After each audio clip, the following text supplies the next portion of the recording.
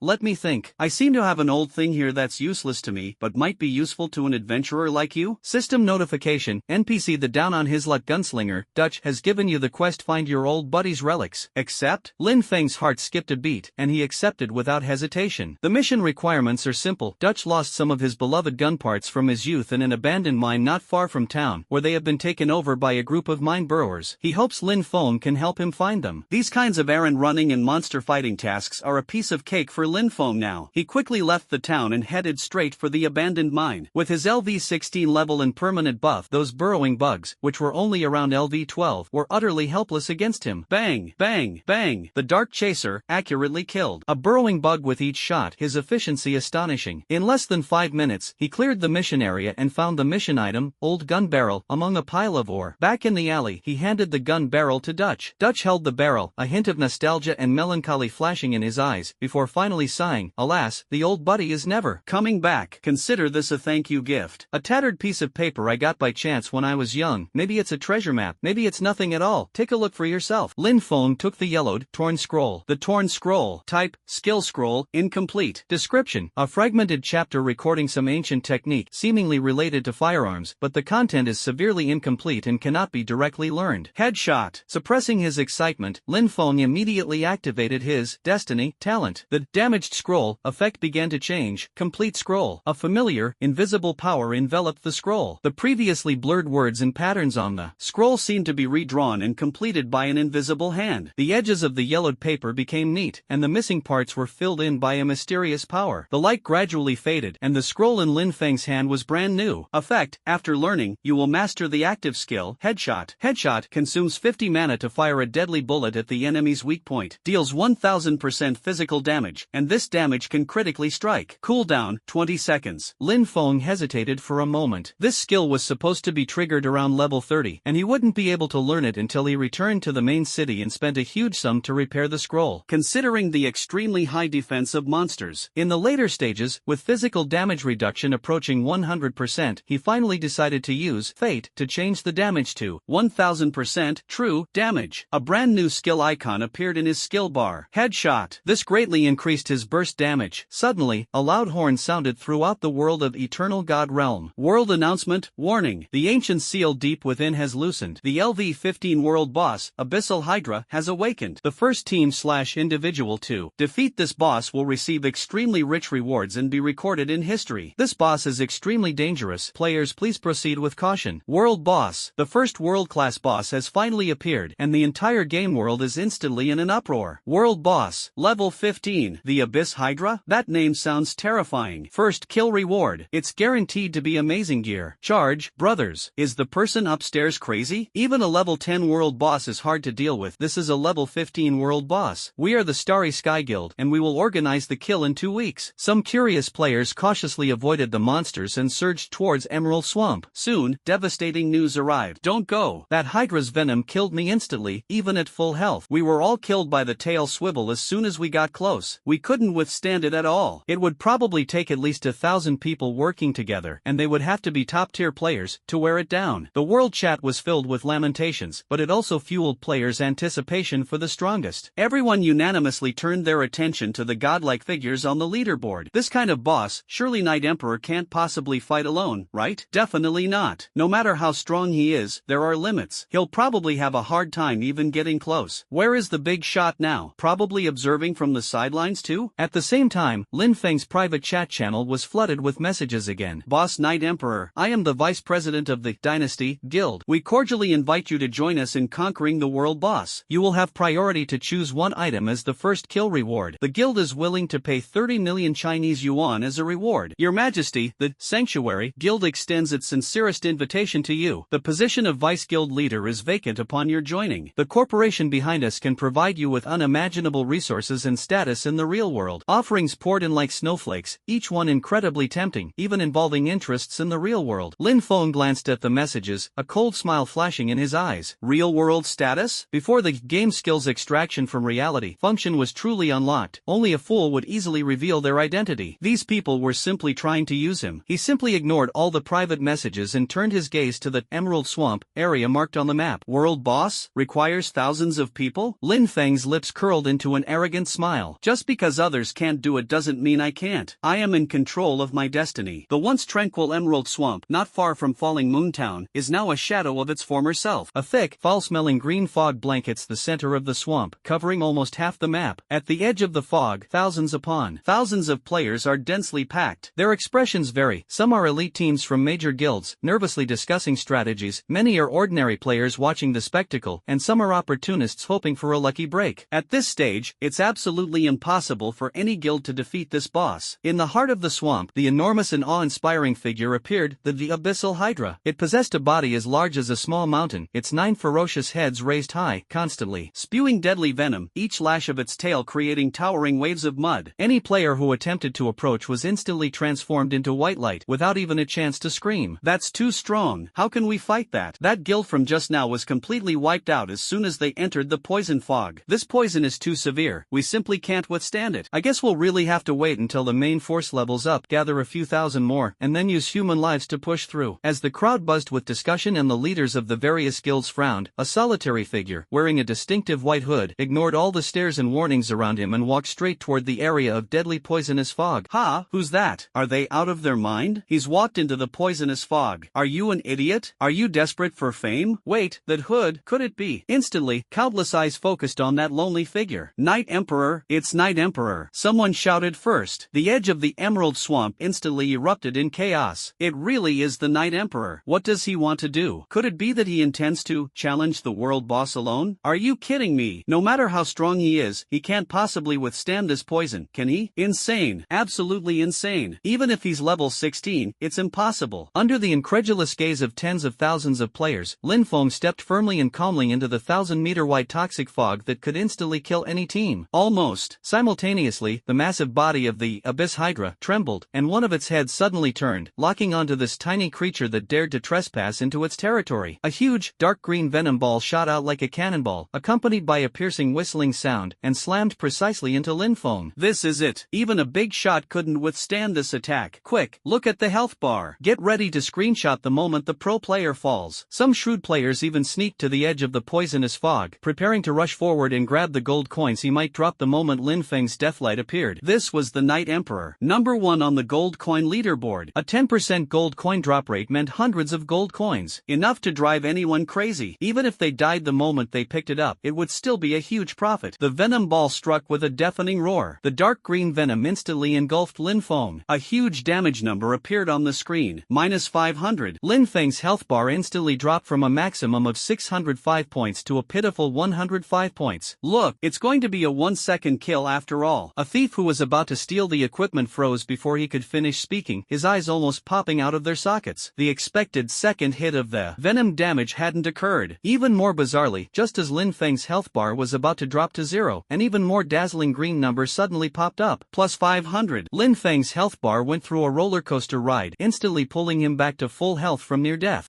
Cough cough. The player who was preparing to watch the show almost choked on his own saliva. My eyes. There must be something wrong with my eyes. Everyone gasped, trembling with shock. That's right. The instant the venom struck, a vibrant green skull icon appeared on the status bar for the abyssal venom, and Lin Feng simultaneously activated his fate talent. Destiny activated. Abyssal poison restores 500 healing points per second. On the brink of life and death, the situation was reversed in an instant. The deadly poison turned into life-nourishing nectar. Hiss. The Abyss Hydra clearly sensed something amiss, its 9 heads hissing angrily. It stopped spewing venom, its massive body churning the swamp, its enormous tail sweeping across like a mountain range. Lin Feng's eyes narrowed, and memories of fighting this beast in his past life instantly flooded his mind. He swayed, activating the short-range displacement of Shadow Strike instant kill, narrowly dodging the sweeping attack. At the same time, the Dark Chaser in his hand roared. The bullet struck the Hydra's hard scales precisely, but only inflicted a series of low damage values of -35 and -42. Hua Sha. As expected, the physical defense is too high. Even if you're immune to the poison, you still can't kill it. The hopes that had just been rekindled among the onlookers began to waver again. Lin Feng, however, remained unconcerned, a cold smile playing on his lips. His sharp gaze locked onto the eye socket of one of the multi-headed serpent's heads, one of its weak points. He took a deep breath, and his magical power surged within him. Headshot consumes 50 mana to fire a deadly bullet at the enemy's weak point, deals 1000% true damage and can critically strike. Cooldown, 20 seconds. Aim. Lock on. A golden bullet imbued with the aura of death and destruction flew from the muzzle of the Dark Chaser gun and accurately pierced the Hydra's eye socket. A massive damage number nearly made everyone's eyes pop out. It suddenly appeared above the Hydra's head, -12,480. With the death mark stacked to its maximum level, granting +300% final damage, this critical hit deals tens of thousands of points of true damage. The multi-headed serpent roared in agony, its struck head thrashing wildly. Hiss. A collective gasp filled the room. What kind of skill is that? One shot deals over 10,000 damage? True damage? Ignores defense? This damage, it's only at level a few. Just how terrifying is the Night Emperor's attack power? Is this still a gunman? He's practically a planet-destroying gunner. Driven mad by pain, the multi-headed serpent opened its 9 mouths wide, unleashing a torrent of small swamp snakes, each as thick as a bull, that surged toward Lin Feng. Summon minions. It's over. I'm doomed if I get overwhelmed by the snakes. However, faced with this terrifying swarm of snakes, Lin Feng's lips curled into a cold smile. Shadow Strike instant kill is activated again. Target the nearest small venomous snake. Bang. Instant kill. Heal. Heal. Bang. Instant kill. Heal again. Heal again. Lin Feng moved like a tiger among sheep, his figure flashing rapidly among the dense swarm of snakes. With each shot from the Chaser of Darkness, he took the life of a snake, while simultaneously replenishing his own energy. Those small snakes that were enough to throw ordinary players off balance or even wipe them out have now become Lin Feng's health packs and mana packs for endless sustain. The more minions the Hydra summoned, the more stable Lin Feng's condition became. As tens of thousands of players stared in disbelief, a scene that seemed straight out of a myth slowly unfolded. A lone gunslinger strolls leisurely between the world boss's attack range and summoned creatures, immune to deadly poison, relentlessly bombarding the enemy's weaknesses with unbelievable true damage skills, and his health remained at full. The Hydra's million health points were visibly decreasing as it faced the terrifying true damage of headshot. 10 minutes, 20 minutes, 40 minutes. When the Hydra's health drops below 10%, it lets out its final lament, and the light from its 9 heads gradually dims. Lin Feng's eyes were icy as he raised the Dark Chaser in his hand, and golden bullets of destruction once again condensed at the muzzle. Headshot strike, minus 5070. The last sliver of health was completely wiped out. The massive body of the Abyssal Hydra suddenly froze, then collapsed like a mountain, sending mud flying everywhere. A dazzling golden beam of light shot straight into the sky, illuminating the entire Emerald Swamp as if it were daytime. World announcement: Player Night Emperor has single-handedly defeated the world-class boss LV-15 Abyssal Hydra, achieving the world's first kill. This feat will be recorded in history. To recognize his achievement, all online players will receive the Blessing of Courage buff, all attributes plus 1% for 24 hours. World announcement: Congratulations to Player Night Emperor for achieving the world's first kill of Abyss Hydra. Rewards: Legendary Skill Book Chest, X1, Hydra I, Gold, X1, Gold X3000, Reputation X5000, Unique Title, Hydra Calamity. 2 consecutive bright red world announcements exploded like nuclear bombs in the minds of all players. The edge of the Emerald Swamp fell into dead silence. Tens of thousands of players were petrified, staring blankly at the soaring golden pillar of light, their eyes fixed on the glaring name on the announcement, Night Emperor. One person alone killed the world boss, world's first kill. This is something no mortal could do. After a brief silence, a volcanic eruption burst forth. Solo kill. He actually solo killed the world boss. What did I just see? This is absolutely historic. Night Emperor, Eternal God, a legendary skill book, a golden accessory, 3,000 gold coins. These rewards are too generous. I'm so jealous. Is this game even playable? Night Emperor alone has sent us all to outer space. Cheers, screams, and shouts of worship resounded through the sky. The leaders of the various guilds were all ashen-faced. Their painstakingly planned strategies and the massive manpower and resources they had invested had become a joke in the face of the incomprehensible personal power of the Night Emperor. Lin Feng, the protagonist of the incident, simply walked forward calmly, bathed in golden light. After defeating the world boss, Lin Feng gained a massive 100,000 experience points. Keep in mind that each level 16 normal monster only grants 16 experience points, and leveling up from 16 to 17 requires 13,600 experience points. The higher the level, the more experience is needed to level up. These 100,000 experience points instantly propelled Lin Feng to level 21. Now, leveling up requires a staggering 23,100 experience points. Lin Feng wasn't bothered. With his strength, leveling up was just a matter of time. The golden pillar of light slowly dissipated, and a dazzling burst of light erupted beside the massive corpse of the Abyssal Hydra. Purple and gold equipment, skill books, and materials scattered like stars across the ground, an astonishing quantity and a vast area enough to drive any team mad. And at the very center of all the light, 2 exceptionally dazzling objects silently floated. An epic metal radiating a dark glow, as if countless tiny snake eyes were shimmering within it. A legendary treasure chest, ancient and heavy, engraved with mysterious runes and flowing with a faint golden light. Lin Feng stood at the core of the light, the deafening world announcement ringing in his ears, the loot before him making players worldwide drool. His expression was calm, as if it were all perfectly natural. Hydra Calamity, Unique Title. Wearing effect, increases damage dealt to large monsters and snake-like monsters by 10%. Description: You ended the terrifying reign of the Abyss Hydra. Your name is enough to strike fear into the hearts of all serpents. Lin Feng casually equipped the title and, with the help of fate, changed it to increases damage dealt to large monsters and all monsters by 10%. Although somewhat redundant, the effect remained the same. His gaze then fell on the metal. Epic Metal Eye of Hydra. Agility plus 50. Constitution plus 30. Spirit plus 20. Toxin resistance plus 25%. Special Effect 1, Multi-Headed Gaze, increases critical hit damage by an additional 15%. Special Effect 2, Abyssal Poison Breath. When attacking, there is a small chance to inflict the Abyssal Corrosion effect, which deals 50 points of poison damage per second. It can be stacked, ignores some resistances, and lasts for 8 seconds. Equipment Level Requirement 17. Description: This eyeball contains a portion of the power of the Abyss Hydra. Although it has detached from the main body, it still exudes a chilling aura and a deadly poisonous scent. Hiss. Even Lin Feng couldn't help but gasp when he saw the attributes of this metal. Absolutely top-notch. Absolutely top-notch. With a significant boost to main attributes, a terrifying increase in critical hit damage, and a continuous damage effect that ignores some resistances, this metal is enough to give his damage output a leap forward once again. Destiny. Activate. Your attacks have a very high probability of inflicting the abyssal corruption effect on the target. Without hesitation, Lin Feng equipped himself with it. A cold and powerful force instantly flowed into his body, and the numbers on the attribute panel started to jump again. Then, he turned his gaze to the legendary skill book chest that gleamed with an alluring light. This is the main event. Legendary skill. In the early stages of the game, this was practically a mythical existence. With a glimmer of anticipation, Lin Feng opened the treasure chest. A golden light, even more dazzling and sacred than when the boss was killed, shot into the sky. The entire sky was dyed a dazzling gold. Inside the treasure chest, a skill book imbued with the aura of shadow and storm slowly emerged. Skill book, Shadow Assassination Storm, Legendary. Type, passive skill. Class restriction, Archer/Assassin. Effect, Shadow Kill Storm. Whenever you kill an enemy, there is a chance to gain 1 stack of Shadow Kill. Each stack increases agility by 5% and attack speed by 2%, lasting for 10 minutes, and can be stacked up to 10 times. Each time a new level is gained, the duration of all levels is refreshed. If no new Shadow Kill stacks are gained within 10 minutes, all stacks will disappear. Description: those killers who walk in the shadows turn slaughter into their own storm, killing faster and fighting stronger with each battle. Shadow Killing Storm. An unprecedented glint flashed in Lin Feng's eyes. This skill, it's practically tailor-made for him. A maximum of 10 stacks means an additional 50% agility and 20% attack speed. Combined with the Fate effect to solidify the Shadow Slayer buff, it's equivalent to permanently gaining 50% agility and 20% attack speed. The golden skill book turned into points of light and merged into Lin Feng's body. In the skill bar, an icon with a legendary border, resembling a rotating shadow storm, lit up. After dealing with these two most crucial rewards, Lin Feng began picking up the other loot scattered on the ground. Purple light. Golden light. A dazzling display. Multi-headed serpent scale leggings. Purple. Defense plus 120, agility plus 45, constitution plus 25, evasion plus 3%. Change it immediately. Abyss gaze gloves. Purple. Defense plus 80, agility plus 40, spirit plus 30, critical hit chance plus 5%. I changed without hesitation. Hydra longbow. Purple. Top tier archer weapons. Venomous Fong dagger. Gold. Top-notch thief. There's even a piece of gold material. Heart of the Abyss. Gold. Description: the core containing the power of the Abyss is the key to forging legendary equipment or completing certain legendary quests. Lin Feng swept everything of value into his backpack like autumn leaves being swept away by the wind. In just a few minutes, his attributes surged again. If he was previously at level 21 with combat power of level 30, he now feels that he probably has the ability to challenge level 35 or even level 40 elite monsters. All of this was broadcast live from the perspective of players who had enabled in-game live streaming through the distant viewpoints of those players. Those streamers originally just wanted to stream the world boss and ride the wave of popularity, but they never expected that they would have the honor of witnessing Night Emperor solo killing the world boss and taking away the god-level rewards. Live broadcast of the century. Night Emperor solo kills world boss. Legendary item drops on sight. Countless players flocked in. The barrage of comments was so dense that the screen was completely obscured. What did I just see? A legendary skill book? And there are epic medals. Their stats must be amazing. Purple gear is everywhere. He can't possibly pick it all up. Wah, I'm still using white gear, while the pros are already picking up purple gear like it's trash. This gap, is it even fair for us to play? I worship this master. This is the true god of gaming. Congratulations from gamers worldwide. Host, zoom in. Let me absorb some of your good luck. The live stream recording was quickly downloaded to the real world and edited and spread at the speed of light, sweeping across major gaming forums and video websites worldwide. Shocking. Night Emperor, a player from the China region, solo kills a god and wins legendary rewards. The myth. Solo world boss kill by player Yi Huang. Legendary loot confirmed. Birth. Night Emperor crusade. Reward obtained. Players worldwide, across all servers and countries, were completely ignited by this news. Countless people flocked to the official forums in the Chinese region, eager to catch a glimpse of the Night Emperor. Major gaming media outlets also rushed to report on it, and the ID Night Emperor instantly became synonymous with Eternal Realm and even the entire gaming world. He is not only the #1 player in the China region, but is also recognized as the #1 player in the world. His strength far exceeds the current player's understanding, like a god looking down on all the players who are still struggling in the mortal world. The atmosphere in the meeting rooms of the various guilds was extremely tense.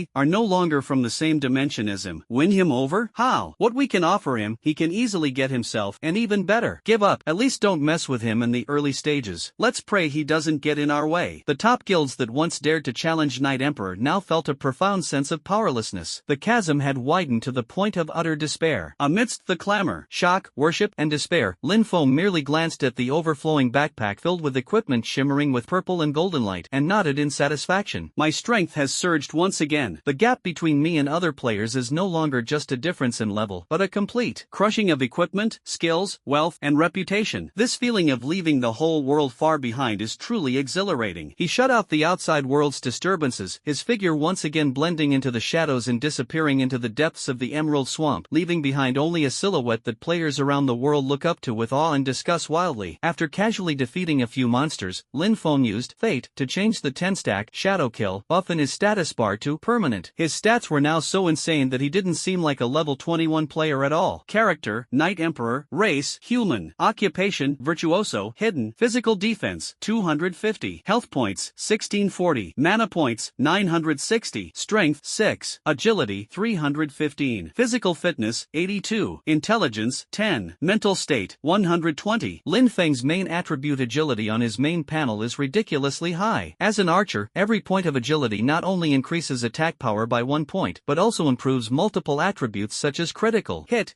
rate, and evasion. In addition, with the various permanent buffs from the Roulette of Fate in the status bar, his attack speed, evasion, movement speed, and resistance are all abnormally high. The uproar over Emerald Swamp hadn't subsided when videos and discussions about Knight Emperor soloing a world boss spread like wildfire across the global internet. Meanwhile, Lin Feng, the protagonist of the story, had quietly appeared in another leveling area, Blackrock Hills. He had only one goal: revenge. The betrayal of his past life was like a knife to his heart. Zhao Tianming's greedy and ugly face, Su Qingyue's hypocritical and cowardly dependence, he would repay them 100-fold in this moment. Meanwhile, deep within Blackrock Hills, the core members of the Myth Guild, led by guild leader Zhao Tianming and his girlfriend Su Qingyue, were besieging a level 13 elite boss, the stone-armored giant scorpion. The atmosphere was tense and heavy. Healer, heal the tank. It can't hold on much longer. Mage DPS, quickly interrupt its venomous tail sting. Everyone, pull yourselves together. If we take down this boss, Myth can turn the tide. Zhao Tianming roared hoarsely, his face ashen. Just a few dozen minutes ago, he had learned the shocking news that Knight Emperor had single-handedly killed a world boss. At that moment, he felt as if an invisible hand was gripping his heart tightly. Jealousy, anger, fear, and the utter humiliation of being crushed almost consumed him. Why? That Knight Emperor, who appeared out of nowhere, why does he deserve such glory? Why does he deserve a legendary reward? He is the protagonist of this game. He should be the center of attention. Brother Tianming, we should be careful. That Knight Emperor, Su Qingyue whispered, her fear barely concealed. She was equally terrified by the news and dared not even think about that demonic figure. Shut up. What are you afraid of? No matter how powerful he is, he can't possibly find us. Zhao Tianming interrupted her irritably. Once we defeat this boss and get the equipment, we can. Before he could finish speaking, a black streak of light, incredibly fast like lightning tearing through space, suddenly appeared behind the stone-armored giant scorpion. Shadow strike instant kill, accompanied by the soft sound of a bullet piercing flesh. The stone-armored giant scorpion, which had only a small amount of health left and was about to be worn down by the Myth Guild, suddenly had a terrifying damage number explode above its head. Minus 870. The boss's massive body froze, its health bar instantly emptied, and it collapsed with a thud, dropping several pieces of blue and green quality equipment. Who stole the boss? Damn it! Where did this come from? Before the members of the Myth Guild could react, the black streak of light, undeterred, pierced straight at the astonished Zhao Tianming like the Grim Reaper's scythe. Target locked. Headshot strike. Zhao Tianming only felt a devastating purple light flash before his eyes, and before he could even see who it was, his mind went completely blank. Minus 3050. True damage. Critical hit. The astonishment and anger on Zhao Tianming's face froze instantly, turning into a white light and disappearing on the spot. Ah, brother Tianming. Su Qingyue screamed and turned to run away. But then another streak of light flashed by. Shadow strike instant kill, refreshed. Minus 752. Su Qingyue, the woman who played a key role in the betrayal in her past life, didn't even have time to utter a word of begging before following in Zhao Tianming's footsteps, turning into a white light and disappearing. All of this happened extremely quickly. From the boss being stolen to the guild's president and vice president being instantly killed, it all took no more than 3 seconds. The remaining dozen or so core members of the Myth Guild stood frozen in place, as if encased in ice. Only now did they clearly see the figure standing beside the boss's corpse, draped in a white hood. Fear surged over them like a tidal wave. Run! Run! Someone shouted in alarm, and everyone scattered like frightened birds, fleeing for their lives. Lin Feng coldly watched their disheveled retreating figures, not even bothering to chase after them. His only targets are Zhao Tianming and Su Qingyue. A cold smile curled at the corner of his lips as he opened the map and locked onto the nearest respawn point, Blackrock Village. This is the closest starting area to Blackrock Hills. With a flash of white light, Zhao Tianming and Su Qingyue appeared at the respawn point almost simultaneously. Night Emperor! As soon as Zhao Tianming was resurrected, he started cursing, his face ashen, his eyes filled with resentment and barely concealed fear. That attack was absolutely terrifying. It was impossible to defend against. Brother Tianming, what should we do? He seems to be coming for us. Su Qingyue cried, her whole body trembling. What are you afraid of? This is the newbie village. There are level 99 guards here. If he dares to make a move here, the guards will turn him into dust in an instant. Zhao Tianming shouted, trying to sound brave but actually weak, forcing himself to cheer up. He quickly looked around and saw the patrolling guards in the distance with their names in deep red, Blackstone Village Guards LV-99, and breathed a slight sigh of relief. Yes, guards, we'll be right here. Let's see if he dares to come, Su Qingyue said as if grasping at a straw. However, before the words were finished, a white figure appeared like a ghost at the entrance of the Resurrection Point Plaza and slowly walked towards them. The surrounding novice players were immediately drawn in, stopping in their tracks to watch the scene with curiosity. Look, isn't that the Night Emperor? What is he doing in Blackrock starting area? Those two people opposite seem to be the guild leader and vice leader of the Myth Guild. This is going to be interesting. Zhao Tianming's heart pounded as he saw Lin Feng walking straight towards him, but he still tried to remain calm and called out, Night Emperor, what do you think you're doing? This is a safe zone. You dare to lay a hand on me? Guards,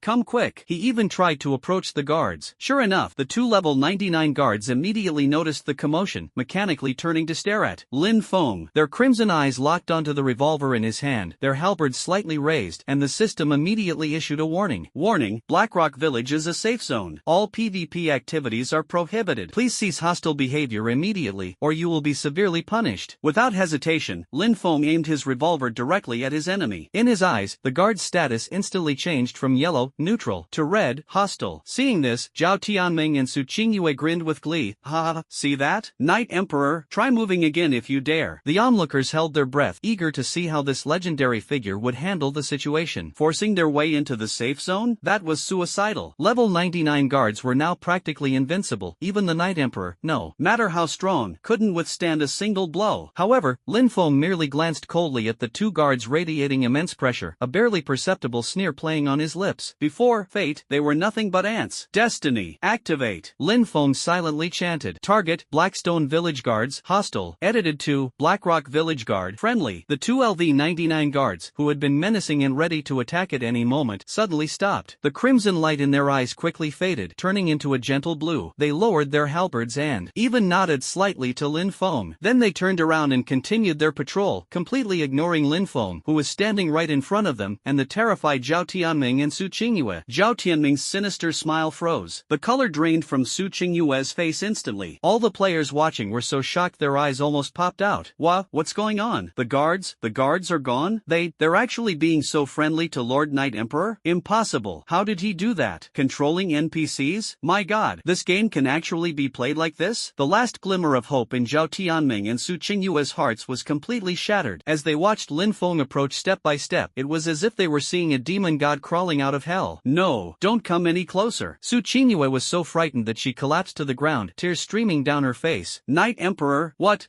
do you want to do? Killing someone is just a matter of a head falling to the ground. Isn't killing us once enough? Zhao Tianming's voice trembled as he retreated step by step. Lin Feng's eyes were cold and expressionless. Not enough? How could that be enough? How could a debt from a past life be repaid with just one death? Shadow strike instant kill. Pfft. Zhao Tianming transformed into white light once more. System notification, you maliciously killed player Zhao Tianming, sin value +5. System notification, player Zhao Tianming has died, losing 10% of their current gold coins. Item dropped, Iron Falcon Longsword X1. Clatter. Dozens of silver coins and a longsword clattered to the ground. Lin Feng didn't look at them much, his gaze shifting to Su Qingyue, who lay slumped on the ground. No, please, let me go. It was Zhao Tianming who forced me to do this. It has nothing to do with me. Su Qingyue begged incoherently. System notification, you maliciously killed player Su Qingyue, sin value +5. System notification, player Su Qingyue has died, losing 10% of her current gold coins. Item dropped, Exquisite Cloth Robe X1. A few seconds later, a flash of white white light, and the two reappeared at the respawn point. They were met with Lin Feng's cold, hard gun barrel. Resurrected. Instant kill. Turned into white light again. This time, even fewer gold coins dropped. System notification: you have repeatedly and maliciously killed players, significantly increasing your sin value. Please note that an excessively high sin value may result in double death penalties and being hunted by the city guards. Lin Feng ignored the system warning. Resurrect. Instant kill. Resurrect again. Instant kill again. Each death cost them 10% of their current gold coins, and the cost of resurrection increased exponentially with each consecutive death. Zhao Tianming went from initially cursing in anger to pleading in terror, and finally succumbed to numbness and despair. Su Qingyue had already completely broken down. Each time she revived, it was accompanied by heart-wrenching screams and cries, only to be instantly killed. Their pathetic state was seen by more and more players who rushed over after hearing the news, who pointed and whispered among themselves, "This is terrible. Just who did they offend? Of all people to mess with, why did they have to provoke the Night Emperor? Serves them right. I heard the myth guild once tried to ambush boss Night Emperor. Bang, bang, bang, being cornered and killed in the safe zone, with even the guards ignoring him. This Night Emperor is just too overpowered." Finally, after being killed 5 or 6 times in a row, Zhao Tianming and Su Qingyue were almost completely drained of their gold coins, and the resurrection cost was too high for them to afford. In his final resurrection, Zhao Tianming's eyes were bloodshot, his face contorted in a ferocious grimace, as he roared with all his might, "Night Emperor, I will haunt you even as a ghost." Lin Feng's eyes were cold as he raised his hand and waved it. Zhao Tianming, filled with endless resentment and unwillingness, finally disappeared completely at the respawn point. When Su Qingyue was resurrected for the last time, she was completely dazed, helpless like a broken doll. She was so terrified that she even began to lose control of her bladder, and finally, a bullet from a revolver ended all her sins. The entire Blackrock village square fell into a deathly silence. Everyone was stunned by Lin Feng's ruthless and efficient method of revenge. Within the safe zone, he openly disregarded the guards, repeatedly slaughtering the guild leader and vice leader like chickens. Such domineering and lawless behavior was chilling. Lin Feng coldly swept his gaze across the square, as if this were merely a trivial matter. The grudge from his past life had finally been avenged. Mythical guild? From this day forward, it will vanish completely. He turned around, his cloak billowing, and amidst countless gazes filled with awe, fear, and a hint of excitement, quietly departed, leaving behind a legend that chilled everyone to the bone. The Night King's wrath is unstoppable. The safe zone is also a slaughterhouse. The revenge of Blackrock Village was like a boulder thrown into a calm lake, the ripples of which quickly spread throughout the entire Eternal Realm and even affected the real world. Night Emperor brutally murdered the president and vice president of the myth guild in the safe zone.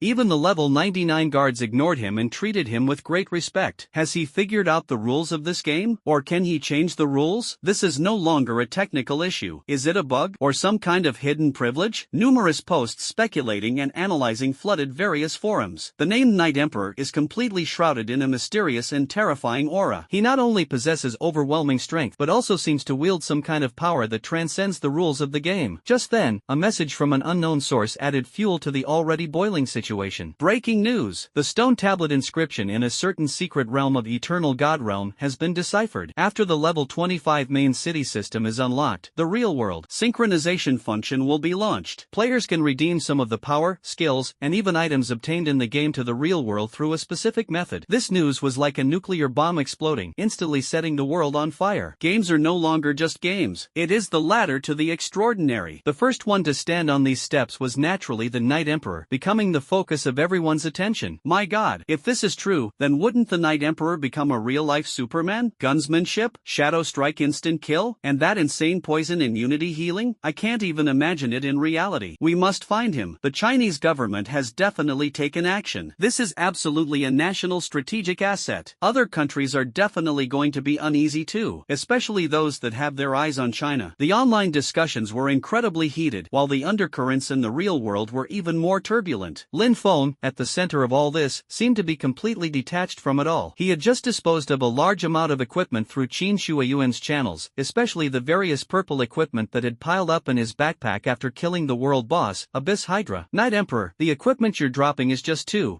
terrifying. Qin Shuiyuan's voice carried a hint of bitterness and helplessness. My distribution channels are almost saturated. Many guilds and high-level players can't handle so many high-end items all at once. I understand, no rush, Lin Feng replied calmly, leaving some equipment in his backpack and warehouse. You can deal with the rest later. He shut down communications and continued deeper into the Death Forest to hunt down the LV-21 Mist Lurker. His goal was clear, to reach LV-25 as soon as possible. He knew better than anyone what synchronization separation with the present world meant. It was the beginning of a new era, and he had to seize the initiative. Just as he landed a precise headshot, instantly killing a lurking enemy, and his shadow strike instant kill skill refreshed, preparing to charge towards the next monster. A chilling, extremely dangerous intuition, like the stalking of a venomous snake, suddenly exploded from his spine. Almost instinctively, faster than his thoughts, he abruptly stopped, his body twisting at an unbelievable angle. A slender black shadow, almost blending into the surrounding shadows, emerged like a ghost from behind where he had just been. The short blade in its hand, gleaming with an eerie green light, grazed his back with superhuman speed, tearing up a shred of fabric. A sneak attack, and a top-tier sneak attack. Lin Feng's pupils contracted sharply, and he instantly retreated, simultaneously raising the dark chaser, its muzzle locked onto the black shadow. The black shadow's attack missed, but it didn't stop, tracing a strange arc in the air like a weightless feather. Approaching again, so fast it was just a blur. It was a petite female player, clad in tight-fitting black leather armor, her face veiled except for a pair of cold, sharp eyes. Her ID wasn't deliberately hidden. Shio keyed from the Sakura server, level 17, ranked number 1 in the Sakura Kingdom. Your reaction time is pretty quick, Night Emperor. Shio Keed's voice carried a hint of ethereal coldness. Although it was spoken in Japanese, it was automatically translated into Lin Feng's native language by Eternal God Realm. Lin Feng's gaze sharpened. He didn't need to waste words, nor did he bother to say more. The undisguised killing intent emanating from the other party said it all. Bang! Headshot strike. A bullet imbued with destructive energy shot out, aimed directly at Shio Keed's head. It was a sure hit, a miraculous mirror. However, just as the bullet was about to strike, Shio Keed's figure swayed slightly, like a reflection in water. A glaring missing message popped up. Lin Feng's eyes narrowed, and without hesitation, he unleashed a barrage of dark chaser bullets. Bang, bang, bang. The bullets, like leeches, relentlessly pursued that elusive figure, but without exception, all attacks missed. It was as if Shio Keed's body didn't belong in this space at all. Shio Keed stopped and stood not far away, looking at Lin Feng with a confident yet mocking smile. Night Emperor, your attacks can't even touch me. Her talent is an SSS level talent that the high-ranking officials of the Sakura Kingdom painstakingly discovered. Mirror Flower, Water Moon. Its effects are terrifyingly powerful. It significantly increases evasion rate, and after dodging, it grants the user a brief illusionary state, completely immune to all targeted physical and magical attacks. Her mission was directly assigned by the Strategic Department of the Sakura Kingdoms High Command: assassinate Night Emperor at all costs, seize his dropped key items, disrupt his level advantage and luck, and ultimately, eliminate him completely. If successful, it will severely damage the morale of the Chinese region and clear obstacles for the Sakura Kingdom's rise. During this great opportunity, in her view, possessing the Mirror Flower, Water Moon talent, she is the absolute nemesis of gunslingers like Night Emperor who rely on precise shooting and burst skills. This assassination is a sure thing. While it must be admitted that you may also possess an SSS level talent, or even have some fortuitous encounters in the game, you simply cannot survive against my heaven-defying PvP talent. Faced with Shio Keed's near-invincible dodging and taunts, Lin Feng's eyes instantly turned cold. He slowly retracted the dark chaser, which was emitting a purple light. This action made Shio Keed slightly taken aback. Had he given up? Lin Feng reached into the corner of his backpack and pulled out a piece of junk that he had almost forgotten when he picked up and that should have been thrown into a store long ago. A rusted white revolver. Attack power, 20 to 25. Special effect, infection. Bullets have a rusting effect, causing infection upon hitting an enemy, dealing 1 point of damage per second for 60 seconds. Equipment requirement, level 18. Description, a revolver, rusted and aged for who knows how many years, might still be able to fire? Seeing this obviously inferior weapon, Shio Keed's mockery deepened. Did she really think she could hit her with such trash? However, the moment Lin Feng gripped the rusty revolver, he activated his god-level talent. Destiny. Activate. Objective, to inflict a rust effect on the bullets. Modification, bullets now have a guaranteed hit effect. The power of fate silently altered the underlying rules of this ordinary weapon. The description of with rust effect was twisted into the concept of guaranteed hit. Lin Feng raised his rusty revolver, the muzzle steadily aimed at Shio Keed, whose face still wore a confident smile. His movements were slow, without using any special skills. It was merely a very ordinary shot. A dull, muffled thud, like a dud, rang out. A rusty bullet slowly flew out. Shio Keed was so shocked she could hardly believe it, even with her SSS level talent, Mirror Flower Water Moon, still active and her body already making a dodge move. That slow and worn-out bullet seemed to ignore space, ignore the rules, ignore her proud talent, and accurately hit her shoulder. With Lin Feng's own extremely high attribute bonuses, even the most ordinary equipment can cause extremely high damage. Minus 320. At the same time, a bleeding debuff icon appeared in her status bar. A sharp pain instantly struck, and the confidence and mockery on Shio Keed's face froze, replacing replaced by utter shock and bewilderment. How is this possible? She actually got hit? And the other side used a worthless, white-looking weapon? No, the damage isn't the point. The point is her SSS-level evasion talent, which she's incredibly proud of and can rival most players, even daring to assassinate the world's #1 player, Night Emperor. Ignored? At this moment, Shiokid felt her worldview completely collapse. Night Emperor, just what kind of monster is this man? With her health nearly depleted, Shiokid knew she was in extremely dangerous territory. Facing the world's strongest opponent, she had no chance of winning in a direct confrontation. The coldness in her eyes vanished quickly, replaced by a pitiful and alluring charm. A slight smile played on her lips beneath the black veil as she attempted to speak in slightly awkward, exotic Chinese. Night Emperor, you're amazing. I'm just a humble woman, Shiokid. I was merely curious and wanted to test the legendary world's #1. I meant no harm. Before she finished speaking, her slender fingers stealthily slid towards an inconspicuous scroll at her waist, a random teleportation scroll. This was her last resort, just to buy herself a second. A honey trap? A delaying tactic? Lin Feng coldly observed her sudden change in attitude, his eyes filled with indifference. Women? They only slow down my draw of the gun. The cold bullet precisely tore through her leather armor, exploding into a flower of blood on her petite body. Shiokid's alluring expression instantly froze, replaced by extreme pain and fear. With a short, unwilling scream, Shiokid transformed into a streak of white light and vanished on the spot. System notification: you have killed player Shiokid, Sakura server, sin value +5. As the white light faded, besides the gold coins, lay an object lying quietly in its place, a palm-sized, simple and elegant bronze mirror. The frame was engraved with intricate cherry blossom and auspicious cloud patterns, and the surface of the mirror was not smooth, but rather rippled gently like water. Lin Feng stepped forward and picked up the mirror. Mirror of peeping, purple. Effect: true face revealed, used on a designated player within 50 meters, ignoring helmets, masks, and other camouflage effects, forcibly revealing the player's face for 5 seconds. Description: it is said to be a rare treasure mirror from ancient Japanese mythology that reveals the truth. Reveal your true face? Lin Feng stared at the mirror's properties and instantly understood the sinister intentions of Shiokid and even the Sakura Kingdom, the power behind her. The assassination is the primary objective, but even if it fails, the goal is to use this mirror to see one's true self. Before the game's abilities are fully synchronized with reality, the aim is to find oneself in the real world and physically eliminate oneself. This plan is absolutely ruthless. Trying to find me in real life? A cold glint flashed in Lin Feng's eyes, his anger flared, and his killing intent was palpable. You're really courting death. The most effective way to deal with this potential threat is to eliminate it completely. He raised the mirror of peeping once more. Destiny. Activate. Objective: force the player's face to be displayed. Edit: force display this player's talents. A sudden, violent ripple appeared on the surface of the mirror of peeping, which then returned to calm, but the luster on the mirror became even more profound and unfathomable. Lin Feng checked the mirror's properties again. The mirror of peeping. Effect: true appearance revealed, used on a designated player within 50 meters, ignoring helmets, masks, and various camouflage effects, forcibly revealing the player's talent for 5 seconds. This is a mirror that has been completely transformed by the power of fate. It no longer dwells on a false appearance, but points directly to the root of power, talent. Ha ha ha ha. Lin Feng couldn't help but chuckle softly. This was fucking awesome. This mirror of peeping was originally just a small, intriguing tool, but under fate's modification, it transformed into a PvP artifact. This means he can easily see through the trump cards of most of his opponents. More importantly, he can also use his god-level talent, fate, to modify this mirror. From then on, who would dare to hide their strength from him? Whose talent could pose a threat to him? The Sakura Kingdom wants to use this mirror against him? Ha! Well, now this mirror is precisely his weapon for hunting down Sakura Kingdom players, and even all his enemies. Japan, since you've offered your necks up willingly. Lin Feng put away the mirror, his eyes instantly turning icy cold. Then don't blame me for beating you so badly your own mothers wouldn't recognize you. He opened the map, his gaze landing on the icon of the starting village. Each starting village has a teleportation circle that provides a special service, teleportation between starting villages. The price is 10 gold coins. At this stage, 10 gold coins is an astronomical figure for ordinary players. Who would be so bored as to spend so much money to run from one newbie village to another? If you really want to go, why not just run there? Therefore, this teleportation array is almost completely ignored. But what were 10 gold coins to Lin Feng? He used a return scroll directly, and with a flash of white light, he instantly returned to Blackrock Village. He walked straight toward the dimensional traveler, who was wearing a tattered cloak and dozing off in the corner. I need to teleport, Lin Feng said. The dimensional traveler lazily opened his eyes. Oh, young man, which village would you like to go to? Let's make it clear first, it'll cost 10 gold coins per trip, no credit. Several players nearby noticed this scene. Look, isn't that the Night Emperor? He's back in the newbie village. Why is he looking for that teleportation teleportation NPC. Could it be? No way. That teleportation costs 10 gold coins per use. Who would use it? Oh, Knight Emperor. Never mind, never mind. Is the big boss going to inspect other newbie villages? Amidst the astonished gazes of the crowd, Lin Feng unhesitatingly pulled out gold coins and paid the fee. System notification: you have paid 10 gold coins. A rudimentary teleportation list popped up, displaying the names of starting villages in the current China region, and even some other regions. Lin Feng's gaze immediately locked onto a village marked with cherry blossoms: Cherry Blossom Village, Cherry Blossom Server, East Capital Newbie Zone. Target: Cherry Blossom Village. A hint of surprise flashed in the eyes of the dimensional traveler, but he still nodded and began to channel energy. A simple teleportation array, emitting faint spatial fluctuations, lit up at Lin Feng's feet. He really teleported. 10 gold coins just to go to another village? What's the point? Wait, that village's name, Cherry Blossom Village? That's from the land of cherry blossoms? He's going to the starting village in Japan? TSK, what's he going there for? The onlookers were dumbfounded. What exactly was Knight Emperor going to do? The teleportation array's light faded, leaving behind only the shocked yet inexplicably excited eyes of the players, along with heated discussions. The Knight Emperor really went to Japan. My god, what are you going to do all by yourself? Those guys who followed us earlier, didn't they look like dragon fighting in the wilderness? The vice president of the Whisperers Guild and Cold Moon Burying Flowers, the chief assassin of the Sword Pavilion? Did they go along too? This is going to be big. Quick, the forum live stream. I want to see it live. Countless Chinese players flocked to forums and live streaming platforms, anticipating an unprecedented cross-server storm. Meanwhile, in Cherry Blossom Village, a flash of white light appeared, and Lin Feng's figure appeared in the square of the beginner village, which was filled with Japanese-style architecture and cherry blossoms. The surrounding area was bustling with players from the Sakura country, dressed in beginner's clothes and chattering in Japanese. They curiously sized up this suddenly appearing outsider, who wore clearly high-class equipment, a white hood obscuring his face. Then, several flashes of white light appeared, and Dragon Fights in the Wilds, the vice president of the Whisperers Guild, a burly shield warrior, Cold Moon Berries Flowers, the chief assassin of the Sword Pavilion Guild, a cold-faced female assassin, and one or two other high-ranking members of major Chinese guilds, some with a desire to watch the spectacle, others with a treasure-hunting mentality, all appeared behind Lin Feng. Compared to any possible adventures or important clues, although the teleportation fee was a hefty 10 gold, they believed it was worth the gamble.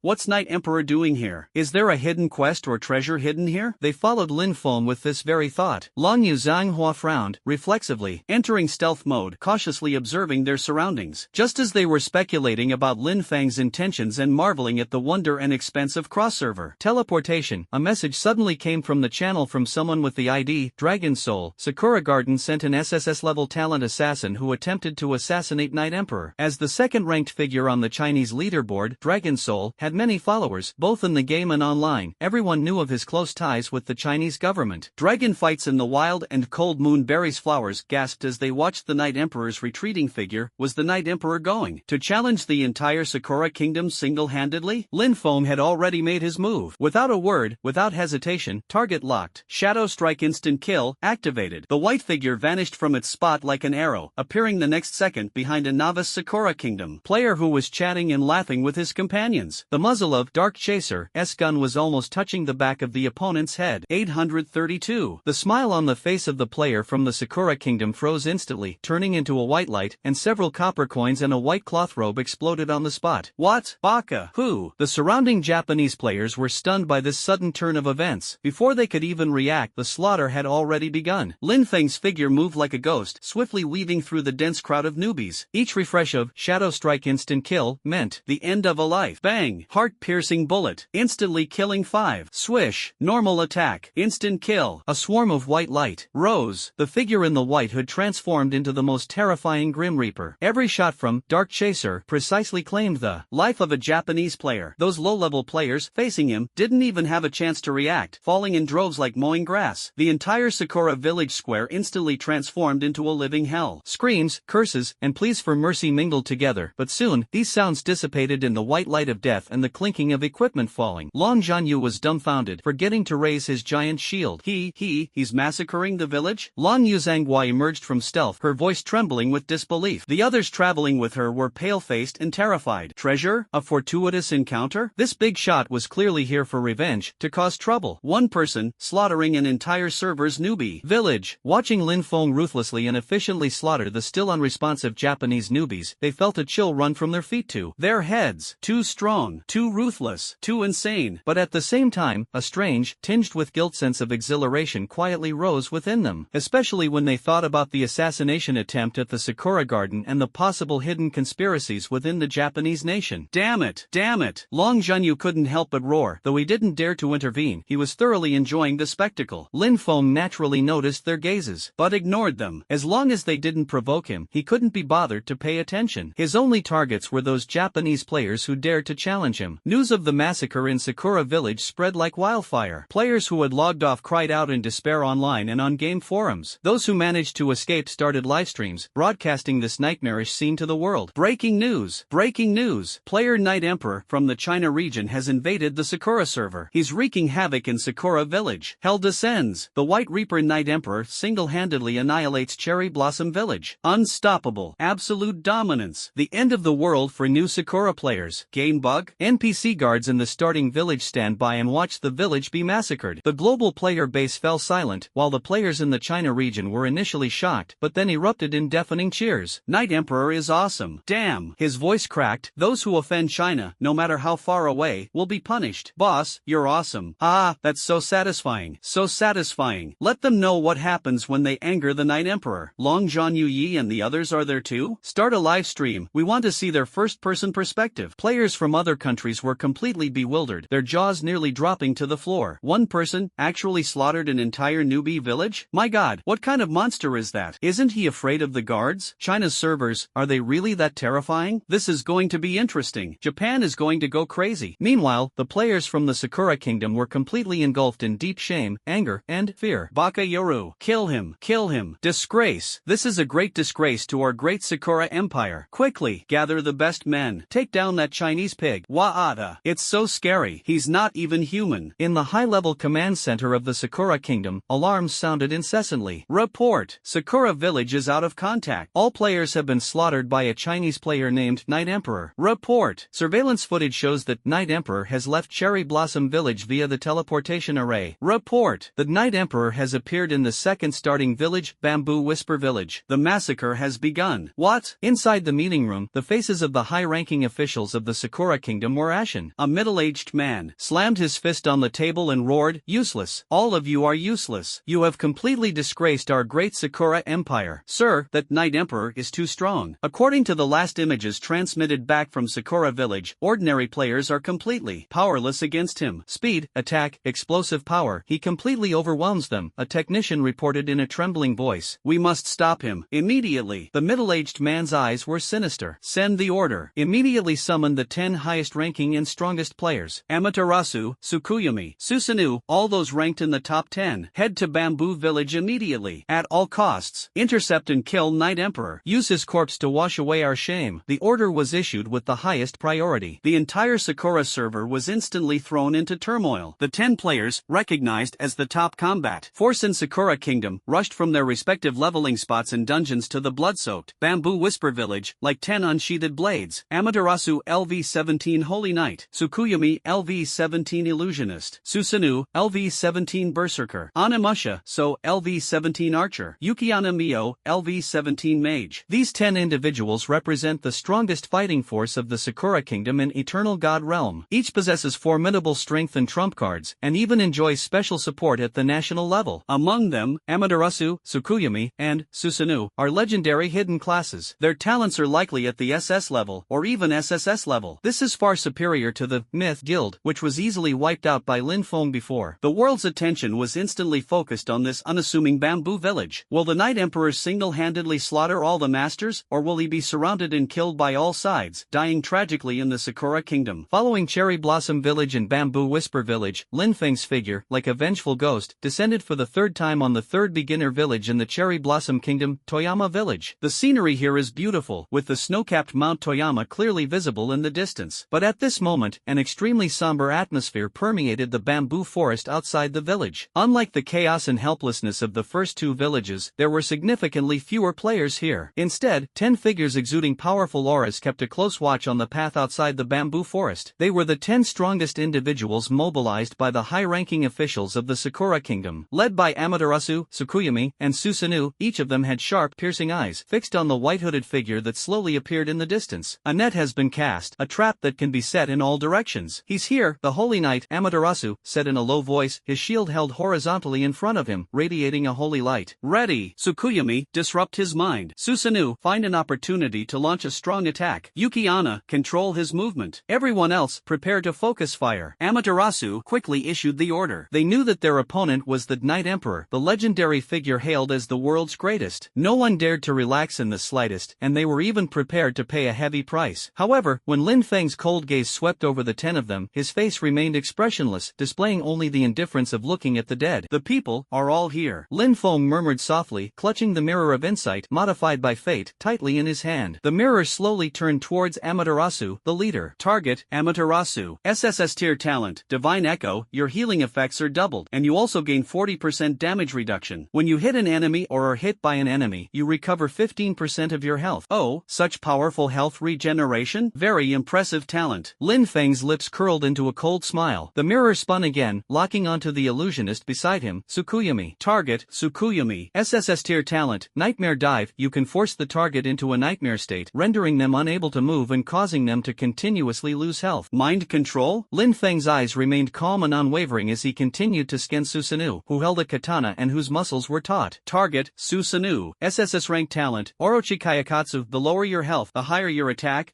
speed, and lifesteal. You can sacrifice health for a short burst of damage and become immune to crowd control. Berserker template. Lin Feng's gaze swept over Anamusha and Yuki-ana Mio, who was dressed in an ice blue robe. Target, Anamusha. SS rank talent, Flash without a trace. Your attacks ignore all physical defense. Active skill, Brief invincible charge slash. Target, Yuki-ana Mio. SS tier talent, Absolute Zero. Frost spells gain penetration and a powerful slow effect. Each frost spell hit significantly reduces the target's frost resistance. Target, 10 top talents and professions. These are the top 10 players currently on the Sakura Garden leaderboard, each one a force to be reckoned with for ordinary players. 10 of them working together certainly qualify to challenge the Night Emperor. No matter how strong you are, you can't possibly take on 10 top players alone, can you? Amaterasu noticed Lin Feng's unusual movements and immediately roared. Tsukuyomi's eyes flashed, and an invisible spiritual shock surged towards Lin Feng like a tidal wave. Susanoo roared, and the Kusanagi no Tsurugi in his hand ignited with blood-red flames, ready to strike. Yuki-ana Mio brandished her staff, and bone-chilling cold air rapidly condensed. However, just as they were about to unleash their skills, Lin Feng activated his divine talent authority. Destiny, activate. Target, Amaterasu talent, Echo of Divine Protection. Modification, your healing effect, invalid. Target, Tsukuyomi talent, Moon Nightmare Deep Dive. Modification, you can force yourself into a nightmare. Target, Susanoo's talent, Yamada no Kayakatsu. Modification, the lower the HP, the lower the attack